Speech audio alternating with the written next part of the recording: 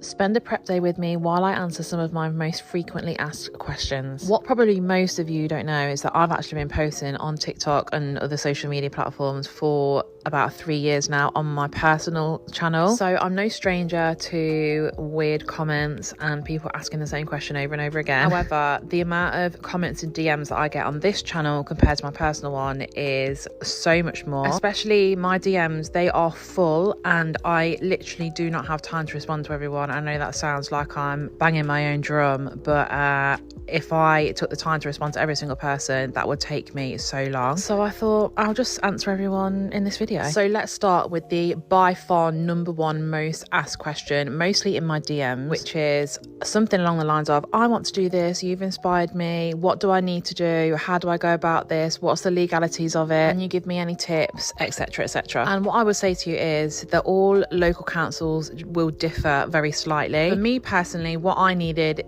in order to be able to open was a food hygiene inspection done, and I needed to be registered with my local council as a food business. I also have public liability insurance, and my shed that I sell everything out of is on land that I own, so I didn't have to do anything in regards to that. One thing I will say to anyone who's thinking about doing this is it is way more work than I ever expected it to be. So if you don't have the time to put aside to be able to do this, then that might be something you want to think about before starting. I also get asked a lot how much it costs me to set up. Obviously, this will differ depending on what you want to set up. I've got a big shed compared to most kind of cake shed type businesses. I put aside £500 when I started, and I thought, right, I've got a budget of £500, and I ended up spending more than double that, which includes like some new equipment, ingredients for my first week, the shed, the paint, insurance, etc, etc. Okay, the next most frequently asked question or comment, I would say, and it's one that I never ever reply to, is asking me how much I earn. And I kind of feel in two minds about this, because I think, would you go into your local co-op and ask the lady behind the till how much she earns? I very much doubt it. And I do think it's kind of a weird question to ask, but also at the same time, I understand that I'm putting my business out there. I'm sharing with you my highs and lows of doing this. And also people, including myself, are just nosy by nature. And most of them are coming from a nice place, because people will say, I hope you're making enough out of this to pay you for all of the hours you put in. While I'm not going to tell you how much I earn, what I will say is I'm making profit, and I'm making enough profit that I am leaving my actual job at the end of the month, because this is now a full-time job for me. And finally, the next asked question is, can you share your recipes? And this is actually something I would really appreciate any feedback about, because I've been thinking about what I should do about this. Basically, I have three options. Number one is don't share my recipes at all, which many bakers don't, because obviously that's how they make their money. Why would they then give their recipe out to other people? Number two